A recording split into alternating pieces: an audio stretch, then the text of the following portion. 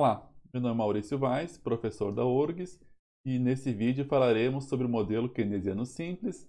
Mais especificamente, falaremos sobre uma economia fechada e sem governo, e no próximo vídeo incluiremos o governo e abriremos a economia. Nos últimos vídeos, nos dedicamos a analisar a macroeconomia keynesiana, propriamente desenvolvida por Keynes. No vídeo de hoje, iremos fazer uma simplificação dessa teoria keynesiana através do modelo keynesiano simples. Então ele tem simples por esse sentido de simplificação da teoria como um todo, mas ele é agregado a esse nome simples porque ele não traz o aspecto monetário.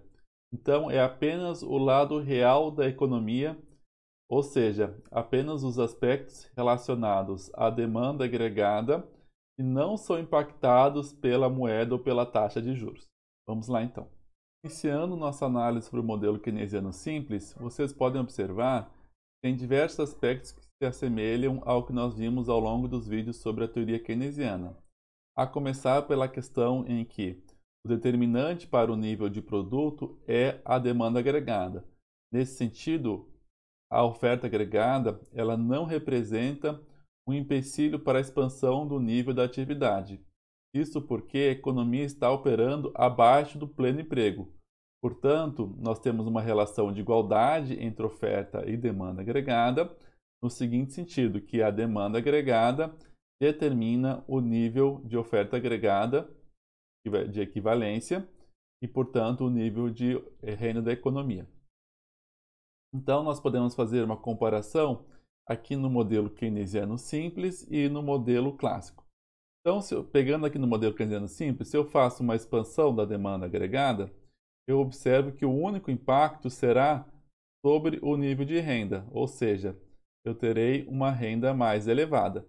Digamos que eu estava aqui nessa situação inicial e eu vim aqui para a situação após uma expansão da demanda agregada. E aqui eu teria uma situação de pleno emprego. O modelo keynesiano simples, ele vale por esse ponto aqui todo de análise, ó, onde a economia não está operando no pleno emprego. Já o modelo clássico, ele parte de uma situação de pleno emprego, ou seja, expansões na demanda agregada, elas têm como único impacto uma elevação do nível de preços. Portanto, eu não terei um aumento do nível de renda, o único impacto será sobre o nível de preço. Então, digamos que aqui seria o preço inicial e aqui seria o preço final após a expansão da demanda agregada. Então, nós, no tópico sobre teoria clássica e neoclássica, nós estávamos pensando nessa situação de oferta agregada. Agora, aqui no modelo keynesiano simples, mas também na síntese neoclássica, no modelo ISLM, o que está por trás também aqui é essa oferta agregada horizontal, certo?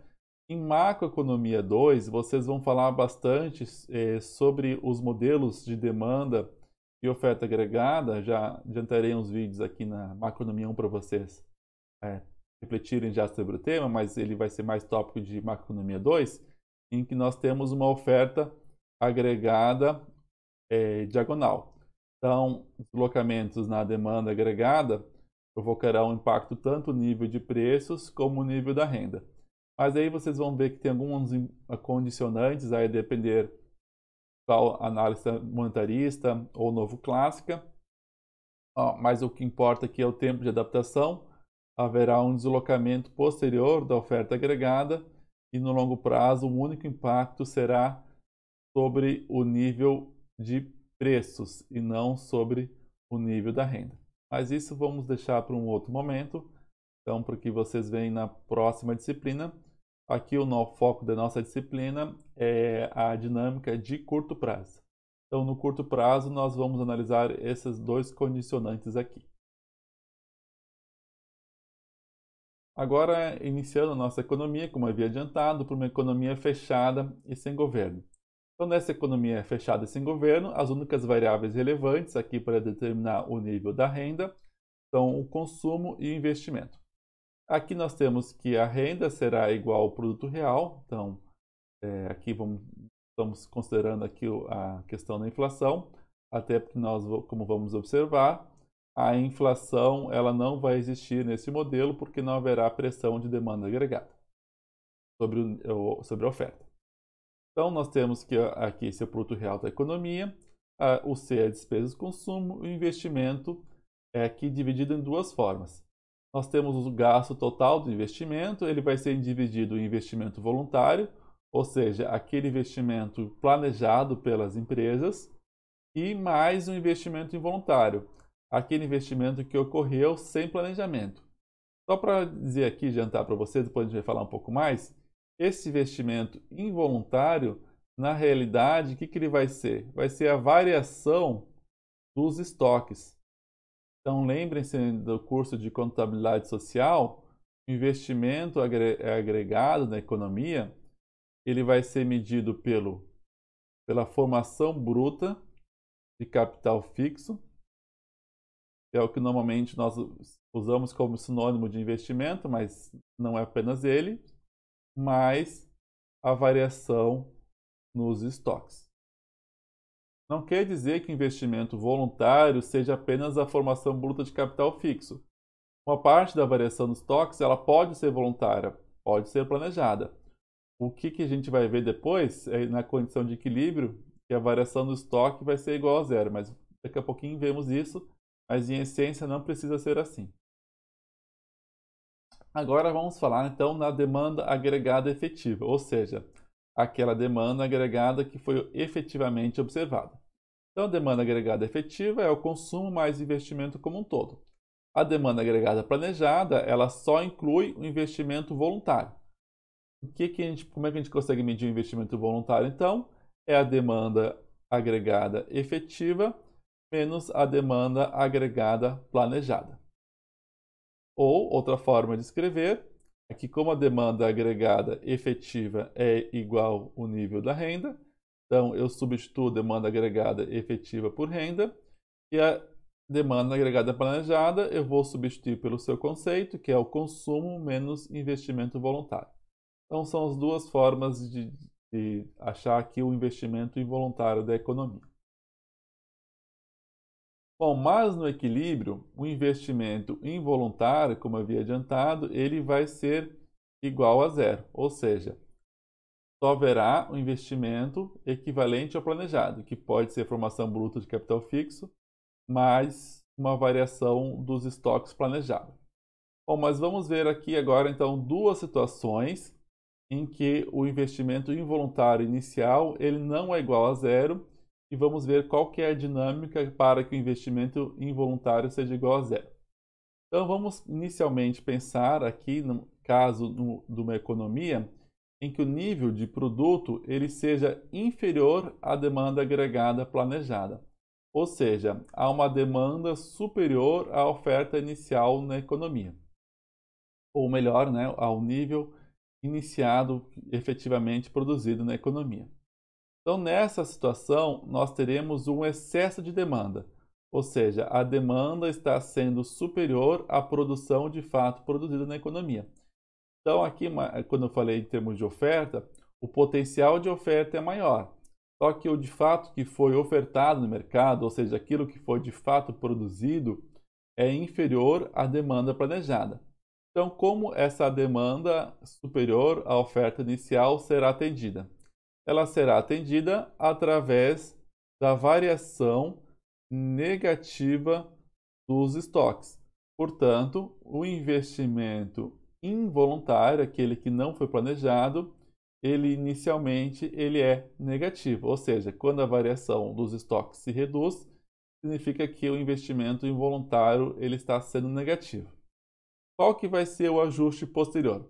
Como nós não temos uma restrição do lado de oferta, mas sim optou-se por produzir menos do que a demanda, as empresas ampliarão a produção, já que elas não têm restrição para ampliar essa produção, já que elas estão operando abaixo da sua plena capacidade produtiva.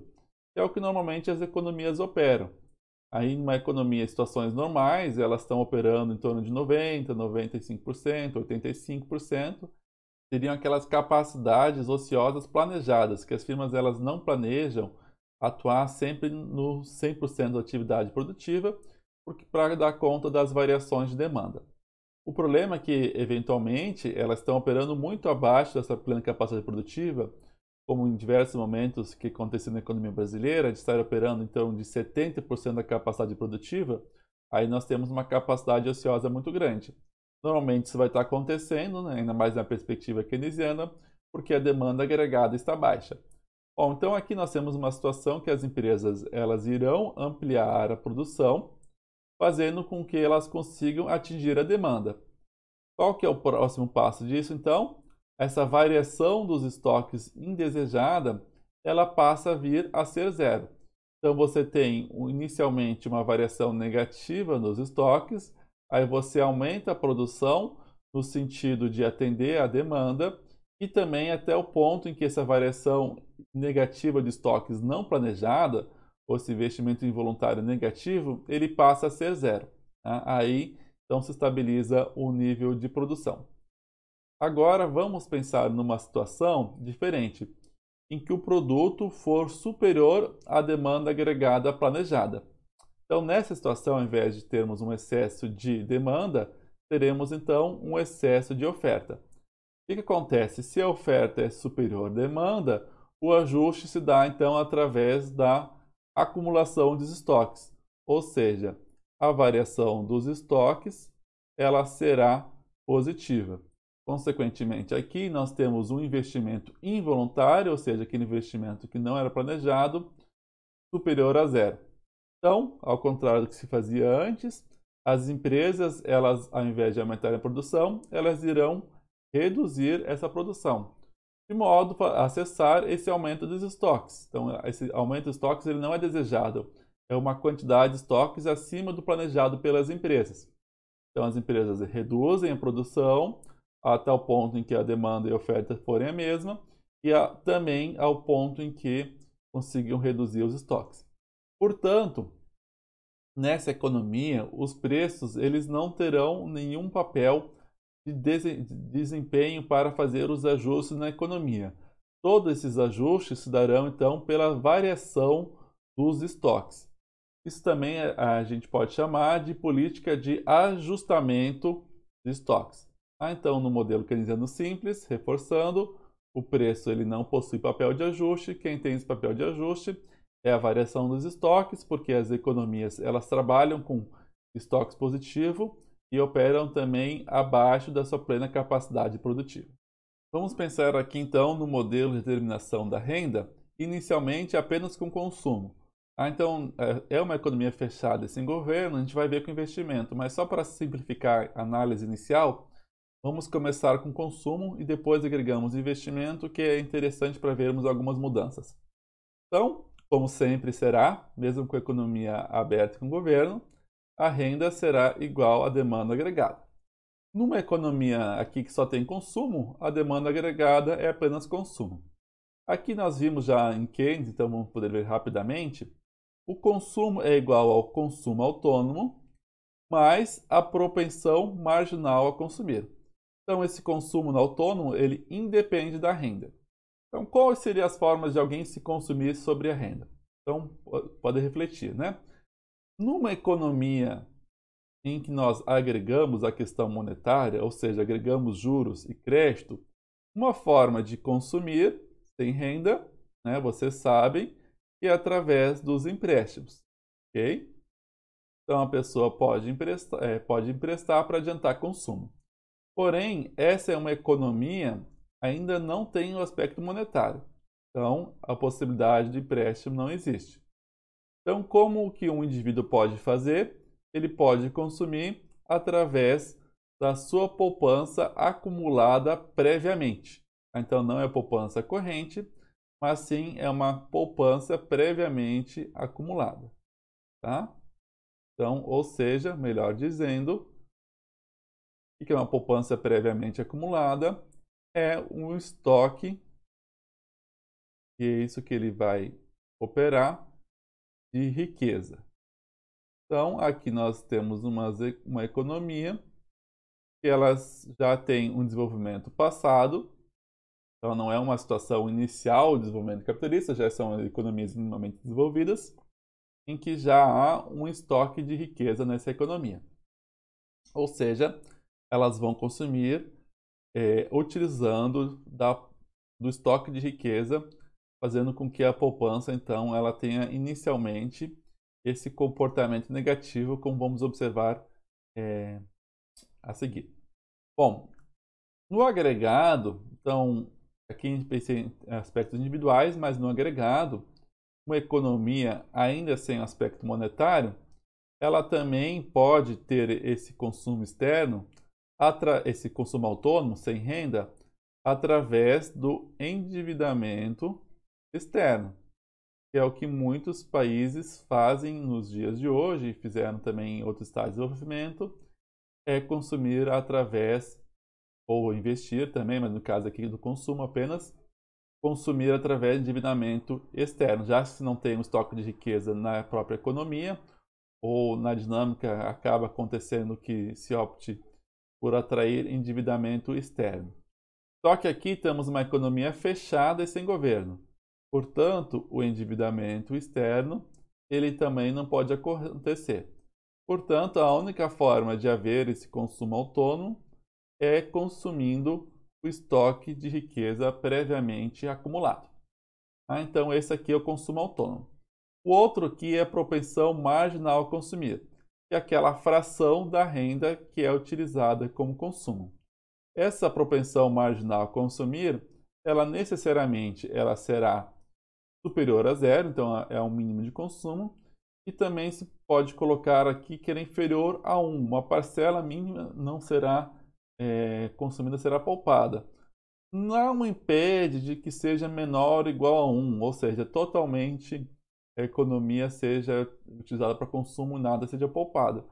Mas esse aqui também, em termos gerais, para a dinâmica do modelo, a gente vai pensar sempre que seja inferior a 1, senão seria difícil fazer o ajuste do modelo. Então a gente supõe que seja 1, inferior a 1, até porque na prática nós sabemos também que em economias haverá no agregado, né, um indivíduo ele pode até consumir toda a sua renda, mas no agregado da sociedade, que é a macroeconomia, a um e outro ele acabará não consumindo toda a sua renda, haverá um certo nível de poupança, né? Então, em termos práticos, podemos pensar também, né, que a propensão marginal a consumir será sim inferior a 1. Então, construindo aqui nosso modelo, nós temos uma condição de oferta agregada é igual à demanda agregada, oferta agregada é igual ao nível da renda, e a demanda agregada vai ser igual ao consumo, que é consumo autônomo, mais propensão marginal a consumir em relação à renda. Então, nós temos que a renda é igual ao consumo autônomo mais propensão marginal a consumir.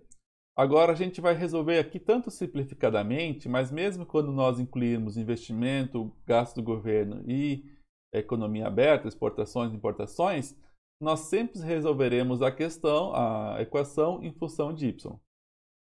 Então, nós levaremos aqui o consumo, a propensão marginal a consumir vezes a renda para o lado esquerdo. Então, nós isolamos aqui a renda e vai ser igual ao consumo autônomo. Então, essa parcela aqui, né, como que ela chegou aqui, né? Então, eu isolo y é igual a 1 menos c. É isso aqui que chega. Aí, o que eu faço? Ela está multiplicando, passo para o outro lado dividindo. Eu tenho que a minha renda aqui, esse E é renda de equilíbrio, tá? A minha renda de equilíbrio, ela será 1 sobre 1 menos C, que é a propensão marginal a consumir, multiplicando o consumo autônomo. Então, vamos resolver essa equação com um exemplo aqui. Então, pensando numa economia cujo consumo autônomo é igual a 100 e a propensão marginal a consumir é igual a 0,8. É uma propensão marginal a consumir alta. Então, como a renda é igual apenas ao consumo, renda é igual ao consumo autônomo, mais 0,8 vezes y, vezes a renda, né? Então, eu jogo 0,8 para a esquerda e, posteriormente, eu faço aquela mesma coisa, isolo o y, né? Então, eu tenho que 1 menos c, né? Que seria aqui o czinho, né? Aqui seria o czinho, 1 menos c, multiplicando pelo consumo autônomo. Como o czinho é 0,8, eu tenho que 1 sobre 0,2 multiplica por 100 vai ser igual a 500. Então, o que nós podemos ver é que quanto maior for a propensão marginal a consumir, maior será esse multiplicador Então, tudo isso aqui, ó, tudo isso aqui, nós chamaremos de multiplicador. Multiplicador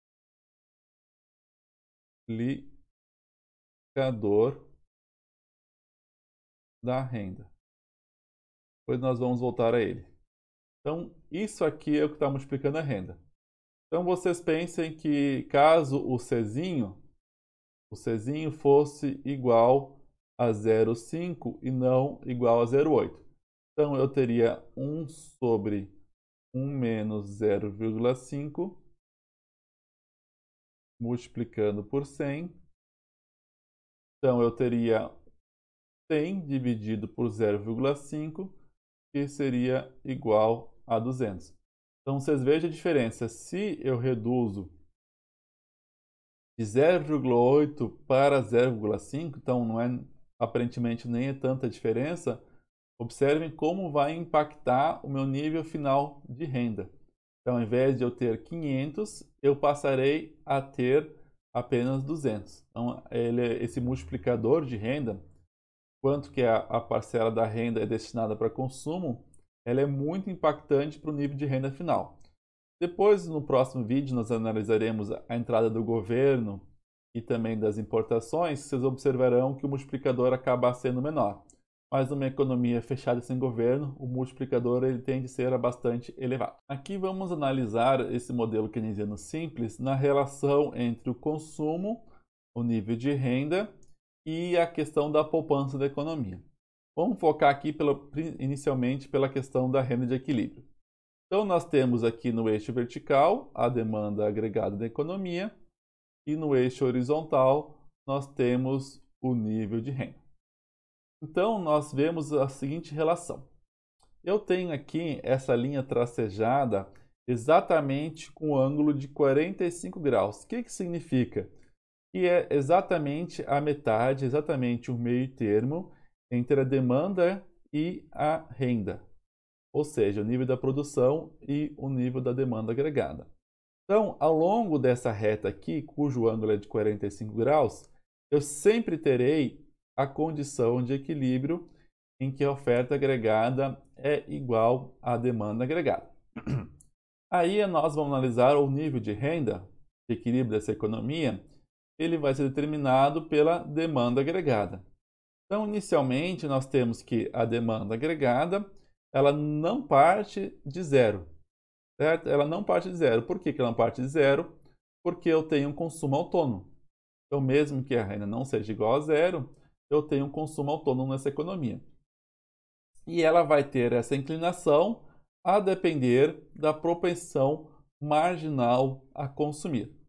Então, nessa economia, eu terei esse nível de renda de equilíbrio, porque quando a curva de demanda agregada, ela coincide, ela faz a intersecção na reta de equilíbrio entre oferta e demanda agregada, terá o nível efetivo de produção dessa economia. Agora vamos analisar como se dá a poupança nessa economia. Bom, a poupança inicial, ela será negativa. Por quê?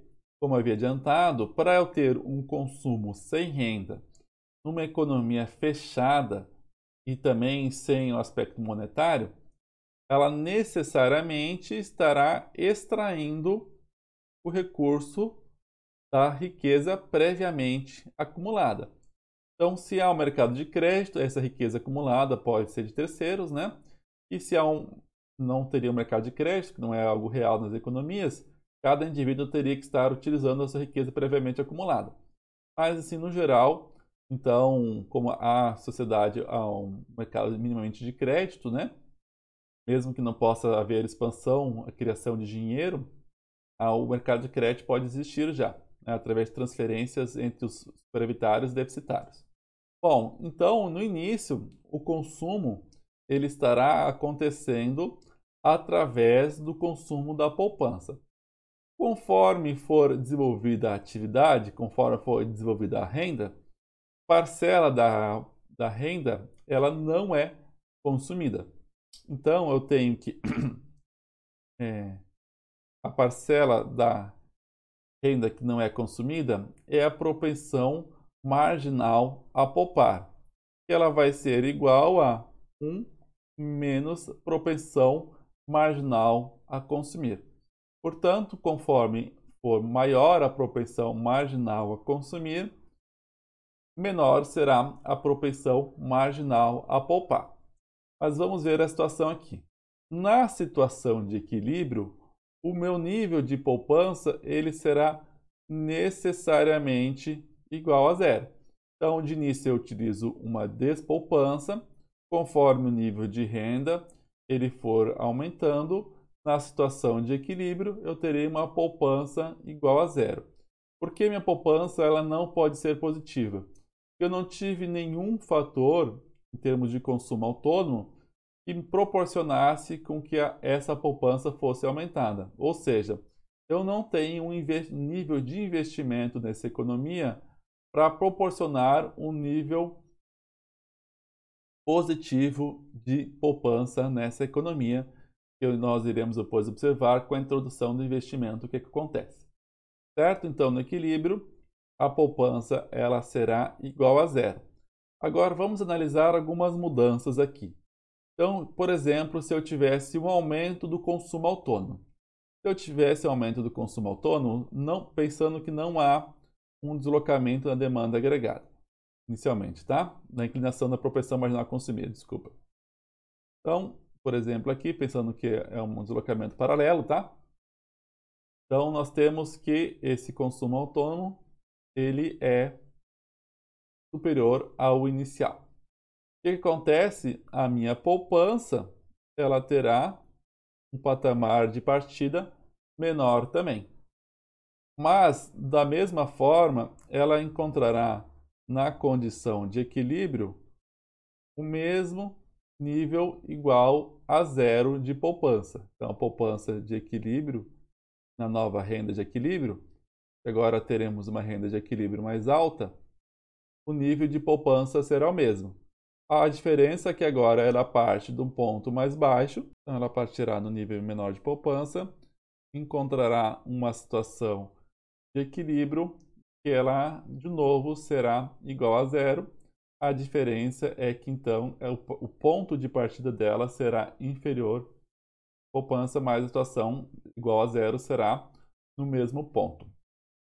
Ou seja, no ponto de equilíbrio maior nível de renda. A outra possibilidade é que eu eleve a propensão marginal a consumir.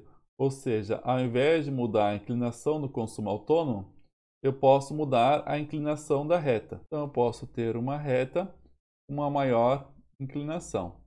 Então, essa será o novo nível de renda de equilíbrio, agora com uma economia em que está operando um maior nível de atividade econômica, decorrente do aumento da propensão marginal a consumir. Então, esse nível de renda maior, ele irá impactar novamente uma maior renda também aqui na situação dessa economia, em que eu verei de novo, então, uma maior renda de equilíbrio. Agora, a poupança, o que acontece? Aqui estou iniciando também do ponto inicial do consumo autônomo. Eu terei o mesmo nível de poupança de equilíbrio, só que agora uma poupança, propensão marginal a consumir uma menor inclinação, já que se aumenta a inclinação da poupança do consumo marginal, consequentemente eu terei uma redução da inclinação da minha curva de poupança. Ou seja, qualquer que seja o consumo autônomo, eu terei o mesmo nível de poupança, só que conforme aumenta o consumo autônomo, essa poupança será igual a zero no nível de renda superior. O mesmo vale se eu elevo a propensão marginal a consumir. Novamente, eu terei o mesmo nível de poupança, só que ao nível de renda superior. Então, em última instância, se a propensão marginal a consumir fosse muito inclinada, eu teria uma situação de equilíbrio com alto nível de renda, tanto para uma renda efetiva superior, uma renda de equilíbrio superior, como também para o consumo, para a inclinação da poupança seria mais elevada. A conclusão que nós chegamos é que não adianta elevar a propensão marginal a poupar para eu ter uma maior poupança no agregado, pois ao elevar a propensão marginal a poupar, o único efeito é sobre o nível de renda mais baixo. Então, mesmo que eu tenha maior parcela da renda alocada em poupança, a renda será menor, então o efeito será nulo. Vamos analisar agora, então, com a introdução do investimento nessa economia. Então, vamos manter os mesmos parâmetros. Aqui é o consumo autônomo, propensão marginal a consumir igual a 0,8. E agora temos, então, esse investimento inicial de 200. Então, a renda ela será igual ao consumo mais investimento. Então, resolveremos da mesma forma. Trouxemos aqui a propensão marginal a consumir para o lado esquerdo, só que agora, em vez de ser igual a 100, será igual a 300. Então, vocês vejam que esse aumento de 200 na demanda autônoma, ela impactou fortemente no nível de renda final da economia. Então, esse aumento de 200 impactou em 1.000 o nível da atividade, porque o meu multiplicador ele é 5. Então, a cada R$ 100 que aumento em termos de demanda autônoma, eu aumento em 500 o nível da atividade. Então, quando o multiplicador é bastante elevado, que esse aqui que é igual o multiplicador é igual a 5, o impacto sobre o nível da renda será bastante significativo. Outra forma de analisar é através da relação de igualdade entre poupança e investimento. Então, eu tenho aqui que a renda é igual a consumo mais poupança, já que poupança é igual a investimento. Eu tenho, então, aqui construindo aqui, isolando a questão da poupança ao invés de investimento, né? Então, nós temos que a renda é igual a menos 0,8y menos 100, que é igual a poupança. Então, aqui, o que agora eu quero encontrar? Eu quero encontrar a poupança dessa economia. Então, a poupança da economia é menos 100 mais 0,2y. Então, menos 100 por quê? Menos 100 é o consumo autônomo. Então, como nós vimos anteriormente, a poupança ela parte de menos consumo autônomo mais uma propensão marginal a poupar vezes a renda. Então, o que eu tenho? Eu tenho que a minha poupança será menos consumo autônomo, menos 100, mais 0,2 vezes 1.500. Ou seja, eu encontro aqui novamente o investimento da economia. Ou seja, poupança e investimento, eles são equivalentes.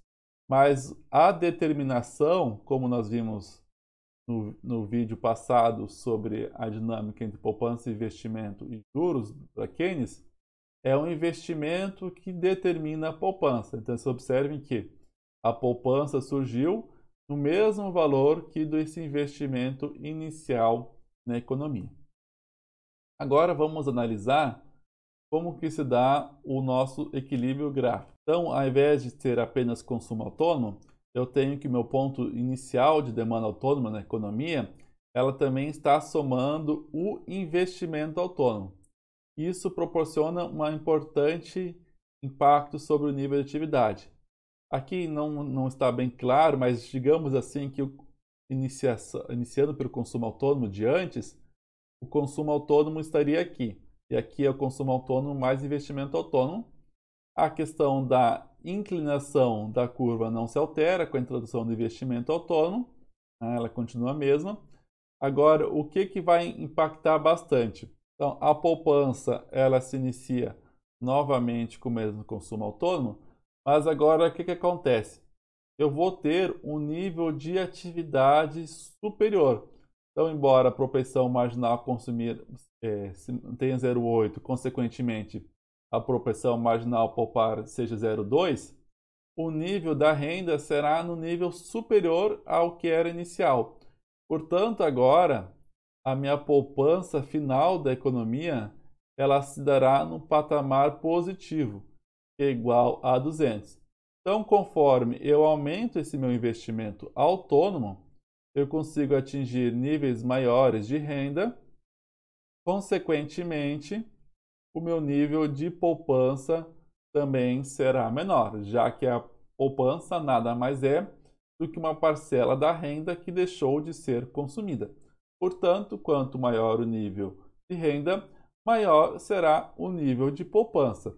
E o que determina esse aumento da renda é o aumento do investimento nessa economia, que ele seria autônomo em relação à renda. Portanto, aqui nós temos essa conclusão importante. Com o surgimento do investimento, há uma formação final, após o equilíbrio da economia, de poupança. E essa poupança será no mesmo patamar do investimento inicial. A gente pode ver isso um pouco mais claro através do multiplicador de gastos e a importância do investimento. Então, como havia adiantado, o multiplicador de gastos é igual à variação da renda. Esse A aqui ele pode se confundir com demanda agregada, né? Mas é demanda autônoma, tá? Então, é demanda autônoma, certo? Não é aqui mais demanda agregada. Muitas vezes, ao invés de utilizar DA, se utiliza gastos autônomos, certo? Bom, então, multiplicador dos gastos igual à variação do produto dividido pela variação da demanda autônoma. Ou seja, o quanto que a minha renda varia ao eu multiplicar aqui o multiplicador dos gastos pelos gastos autônomos, né? E nós tínhamos então 5 vezes 300, que era a minha demanda autônoma, eram os gastos autônomos, né? O que era isso aqui? Era o consumo, que era de 100, mais investimento, que era de 200, certo? No exemplo anterior. Bom, então vamos mostrar aqui um pouco mais como se dá essa dinâmica na economia. Eu tenho que a renda ela vai ser inicialmente aumentada pela variação do investimento. Certo? Então, digamos que não existia, o investimento era 0, passou a ser 200. Então, o primeiro impacto é esse aumento nos gastos da economia. Lembra daquele nosso circuito Finance, Investimento, Poupança, Funding? E o processo de início da renda era a variação do investimento. Só que a renda ela não aumenta apenas pelo investimento, mas ela também aumenta uma relação sobre o consumo, que o consumo aumenta em relação ao aumentar a renda. Então, o que aumenta o consumo? Ele aumenta exatamente pelo esse aumento inicial provocado pelo investimento. Então, o que provocou a variação na renda, no primeiro momento, é apenas a variação do investimento. Então, a renda vai aumentar também por esse aumento do consumo que depende da renda. Haverá um segundo aumento. Conforme a renda aumenta, o consumo aumenta. Conforme o consumo aumenta, a renda aumenta, assim por diante, então, de acordo com a propensão marginal a consumir. Então, como que a gente consegue analisar esses efeitos? Nós temos que a variação do investimento mais a variação na renda provocada pela propensão marginal a consumir, mais o segundo efeito, então, a propensão marginal ao quadrado, mais o terceiro efeito, mais o quarto efeito, assim por diante. Vocês observam que, como a propensão marginal a consumir é inferior a 1, eu tenho que o segundo efeito, o terceiro efeito, o quarto efeito, eles irão continuar existindo, mas eles serão inferiores, né? Então, imagina que o primeiro efeito é 0,6 vezes, digamos que a variação do investimento foi 200, certo? Então, terá esse efeito aqui. Agora, pensando 0,6 ao quadrado, né? Então, eu teria 0,36 vezes 200. Então, o efeito menor. Agora, o próximo efeito, né? Seria 0,36 multiplicando mais uma vez sobre 0,6, né? Então já daria um valor menorzinho, assim por diante. Então, essa situação aqui, ela vai se caracterizar uma situação de progressão geométrica, certo? E a razão dessa progressão geométrica é a propensão marginal a consumir, né? Que é menor que 1. Então, nós teremos esse seguinte impacto, né? A variação da renda vai ser igual à variação do investimento, mais a propensão marginal a consumir vezes a variação do investimento, propensão marginal a consumir ao quadrado e assim por diante. E nós podemos traduzir isso através da equação, né, aqui da fórmula da progressão geométrica, que é 1 menos a razão, né, 1 sobre 1 menos a razão, que no caso aqui é a propensão marginal a consumir, vezes a variação inicial, né, e no caso aqui do gasto autônomo, que está variando, é o investimento. Então, a renda vai aumentar conforme aumenta esse investimento, através do multiplicador vezes o gasto autônomo, que é justamente o aumento do investimento. Então, o investimento ele aumenta a renda não só pela sua variação em si, mas também pelo potencial do efeito multiplicador provocado pelo consumo. Agora vamos ver aqui, finalmente, essa relação do investimento com a poupança, porque eles vão ser iguais, né? Então vamos pensar aqui agora como que a poupança varia conforme se dá esse investimento inicial. Vamos lá. Então eu tenho que a poupança inicialmente varia por 1 menos C vezes o multiplicador inicial, ou seja, a propensão marginal a poupar vezes a variação na renda que existiu, que a variação na renda, como já vimos, é a variação do investimento. Qual que é o segundo efeito? É, de novo, a propensão marginal a poupar, multiplicando a propensão marginal a consumir vezes a renda. Porque esse segundo efeito, ele decorre, né, do aumento do consumo. Só que esse aumento do consumo, aumentar a renda, também aumenta a poupança nessa fração. E isso vai acontecendo assim por diante. Então, o que eu tinha aqui? A variação da poupança é igual a propensão marginal a poupar, que é 1 menos C, vezes a variação do gasto autônomo, né? Dividindo pelo 1 menos C. Ou seja, é a mesma coisa que nós tínhamos no modelo anterior. Então, a variação, vamos fazer de outra forma aqui, que acho que fica mais claro. É propensão marginal a poupar está multiplicando a variação na renda. E a variação da renda se dá sobre 1 menos C vezes a variação do investimento. Então, é isso que nós estamos analisando. Só que essa propensão marginal a poupar, ela é 1 menos C, certo? Então, na condição de equilíbrio, o que eu tenho? Eu posso riscar a multiplicação pelo que está dividindo. Então, aqui nós conseguimos comprovar algebricamente que a variação na poupança ela será exatamente equivalente à variação do investimento e, como nós sabemos já bem, através do tanto da aula de Keynes quanto aqui no modelo keynesiano simples, é o investimento inicial que proporciona essa variação na poupança. Aqui tem um paradoxo da parcimônia.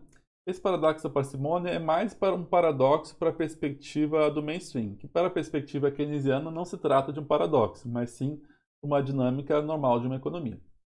Então, pensando o seguinte, em um dado país onde se faça, digamos, uma campanha para elevar a taxa de poupança, que muitas vezes é feito a partir dos teóricos do mainstream, né? Então, se os gastos autônomos foram mantidos inalterados, então, digamos que não haja um impacto nos gastos autônomos, seja de consumo autônomo, seja de investimento autônomo, nós teremos como impacto um aumento da propensão marginal a poupar.